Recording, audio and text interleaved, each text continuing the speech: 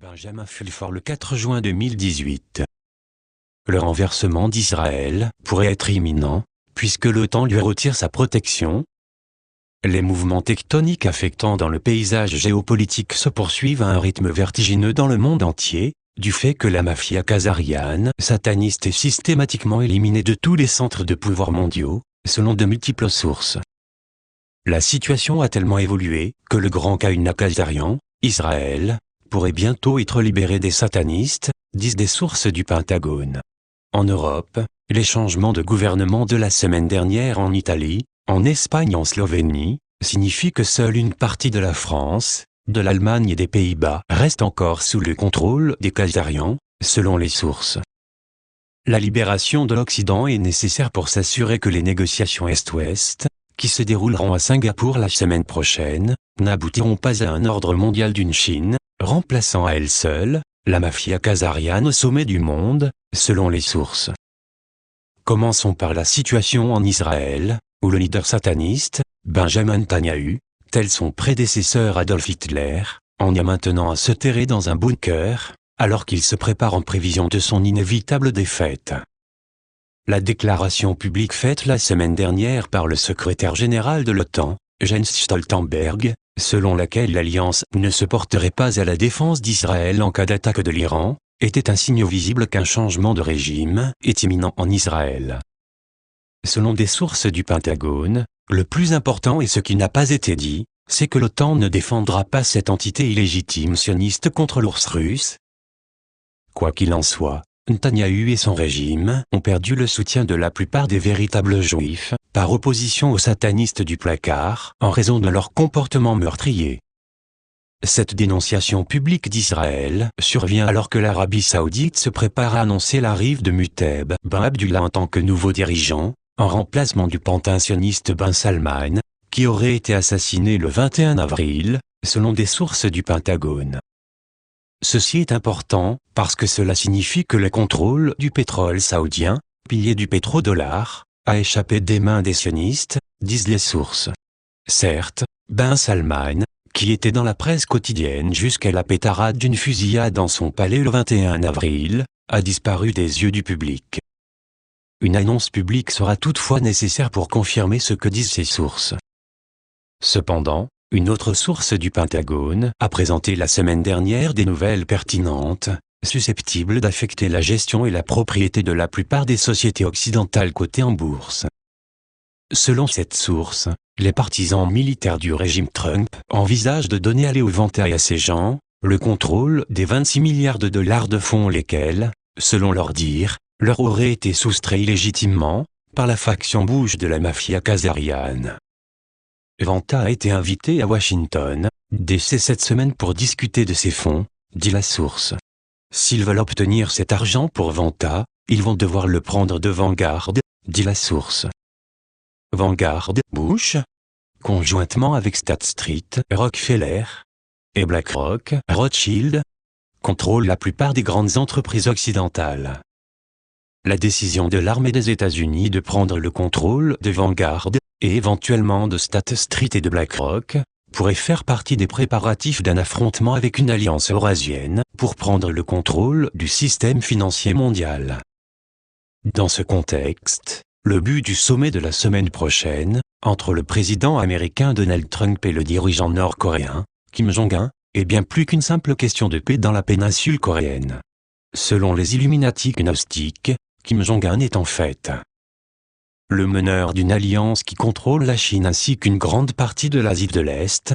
Que cela soit vrai ou non au sujet de Kim, un regard sur la situation mondiale globale ne laisse aucun doute sur le fait que le complexe militaro-industriel occidental dominé par les États-Unis et une alliance eurasienne sont en train de négocier en voie d'une nouvelle façon de gérer la planète. La clé pour savoir qui sortira en tête semble de plus en plus être détenue par l'Inde. L'Inde a une population jeune dont l'importance est à peu près égale à celle de la Chine, laquelle par contre, vieillit rapidement. C'est la raison pour laquelle la partie américaine a essayé de convaincre l'Inde de se joindre à une alliance avec eux-mêmes, le Japon, l'Australie et l'Indonésie pour contenir la Chine. La semaine dernière, les États-Unis ont renommé leur commandement du Pacifique commandement Indo-Pacifique dans le cadre de leur appel à l'Inde. Les Chinois, cependant, semblent avoir le dessus, en ce sens que l'Inde s'est jointe à la Russie et à la Chine dans le cadre de l'Organisation de coopération de Shanghai, une alliance militaire et économique eurasienne. La semaine dernière, le Premier ministre indien, Narendra Modi, s'exprimant lors du dialogue Shangri-La à Singapour, a clairement indiqué que l'Inde n'était pas intéressée à jouer au grand jeu des pouvoirs, affirmant qu'une Asie en rivalité nous empêcherait tous d'aller de l'avant. C'est une Asie en coopération qui façonnera ce siècle. Quoi qu'il en soit, la réunion Shangri-La à Singapour n'est qu'un des nombreux rassemblements de haut niveau à avoir lieu avant le sommet Kim-Trump de la semaine prochaine. Cette semaine, on verra également au Canada, une réunion au sommet du G7, gouvernement public de l'Ouest, ainsi qu'une réunion de Bilderberg, gouvernement secret de l'Ouest, en Italie, dans une tentative de l'Occident de coordonner sa position dans les négociations des grandes puissances avec l'Asie, la semaine prochaine. Revenons maintenant à la situation en Occident, à commencer par l'Europe. Tout d'abord, ce n'est probablement pas un hasard si la réunion Bilderberg de cette année se tiendra en Italie, puisque le nouveau régime en Italie est opposé à l'euro et donc constitue une menace existentielle pour l'Union telle qu'elle existe aujourd'hui. En termes simples, les mathématiques économiques montrent très clairement que l'Europe du Sud, Espagne, Italie, Grèce et Portugal se porteraient mieux sans euro, et c'est une réalité à laquelle l'élite secrète devra inévitablement faire face. En outre, la chute de la maison nazie de Bush signifie qu'il n'y a plus de soutien militaire ou industriel occidental sérieux pour le projet de l'UE centré sur l'Allemagne, comme c'est le cas actuellement. L'effondrement cependant, se produira au ralenti. L'autre problème est que la Slovénie, patrie de Melania Trump, s'est maintenant jointe à la Pologne et à la Hongrie pour élire un régime qui s'oppose à la politique actuelle de l'UE en matière d'immigration massive, principalement en provenance de pays musulmans. La tendance générale est que l'Europe centrale se joint maintenant à l'Europe du Sud, s'éloignant ainsi de la domination de l'UE par l'Allemagne, plus les pantins français, bien que pour des raisons différentes. Le Royaume-Uni, avec son Brexit, a déjà dit non à l'UE. Il est clair qu'une Europe profondément divisée n'est pas en mesure de représenter l'Occident dans les grandes négociations avec l'Est. L'autre centre de pouvoir clé du G7, le Japon, est également dans un profond désarroi, car le régime en place est considéré, par le monde interlope asiatique, comme un gouvernement colonial esclavagiste. Les Nord-Coréens sont considérés comme le gouvernement légitime de la Corée et du Japon, selon des sources japonaises de droite, et c'est pourquoi les Japonais ont été exclus des négociations entre les États-Unis et la Corée du Nord. De plus, les mandataires de Bush comme Richard Armitage, cousin de Barbara Bush, ont perdu le pouvoir, ce qui signifie qu'il y a un vide dans le réseau de contrôle colonial des États-Unis au Japon. C'est dans ce contexte que nous devons examiner la décision de Trump d'imposer des droits de douane sur l'acier et l'aluminium en provenance de l'Europe, du Japon et du Canada. L'objectif est d'utiliser cette mesure pour forcer un changement dans la gouvernance économique de l'Occident. Dans un sens, Trump a raison de dire que si les États-Unis ont un déficit commercial de 800 milliards de dollars par an, alors gagner une guerre commerciale est un jeu d'enfant. Cependant, ce qu'il vient de réaliser, c'est que l'économie des États-Unis a pu être affaiblie par d'énormes déficits commerciaux, parce que les propriétaires du système financier actuel, centré sur les pétrodollars, n'étaient pour la plupart ni des Américains, encore moins des Américains patriotes. Nos sources suggèrent que c'est pourquoi le mouvement avec Vanta, s'il est exact, peut être un signe que Trump est finalement en train de trouver la bonne cible. Si Trump peut obtenir le contrôle du système, qui est basé sur le dollar américain, l'euro et le yen, il sera dans une position beaucoup plus forte pour négocier avec l'Alliance eurasienne pour une nouvelle architecture financière politique mondiale. Son régime n'a qu'à rassembler quelques oligarques de plus et il pourrait être en mesure de le faire. Sur ce front, des progrès constants se poursuivent, selon des sources du Pentagone. D'une part, les sources disent, le leader du culte sexuel XIV, l'actrice Alison Mack, peut bien voir chanter pour faire tomber Hollywood et les Bronfman. La famille Bronfman s'est enrichie en vendant de l'alcool à Al Capone et est maintenant l'une des principales familles en contrôle des géants des médias comme AOL, Time Warner. l'autre grande entité médiatique sioniste en but à des attaques est Disney.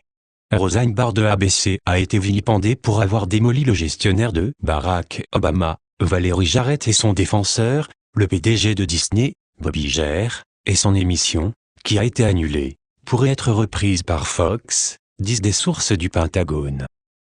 De plus, ils ajoutent, Harvey Weinstein et son ancien employeur Disney et Hal pourraient être accusés de violation RICO, organisation d'influence criminelle et de racket, pour avoir dirigé une entreprise sexuelle criminelle, car Trump pourrait même nationaliser cette icône culturelle pour protéger les enfants. Aussi, à Washington, D.C., l'État profond et les agents sionistes sont de l'histoire ancienne, puisque le département de la Défense prend en charge le processus des autorisations de sécurité pour l'ensemble du gouvernement, afin de n'y autoriser que des chapeaux blancs et des patriotes, disent les sources. Ce que tout cela signifie, c'est que le gouvernement militaire derrière Trump renforce sa position de représentant de l'Occident dans les négociations avec l'Alliance eurasienne. Cependant, Trump doit apprendre que les intimidations et les bagarres sur table, ça ne passe pas bien en Asie. La Chine a clairement indiqué qu'elle rencontrera les États-Unis à mi-chemin, mais que toute tentative de Trump de se frayer un chemin dans un accord par l'intimidation se retournera contre lui, en publiant une déclaration qui se lit, en partie comme suit. Tous les résultats économiques et commerciaux des pourparlers ne prendront pas effet si le camp des États-Unis impose des sanctions commerciales, y compris l'augmentation des tarifs douaniers. Néanmoins, tous les mouvements décrits ci-dessus représentent un changement fondamental de direction dans la façon dont le monde est gouverné, maintenant que le cauchemar apocalyptique sioniste prend fin. L'humanité est en bonne voie de libération. Traduction Estelle Petite Étoile. Source: www.benjaminfulfort.net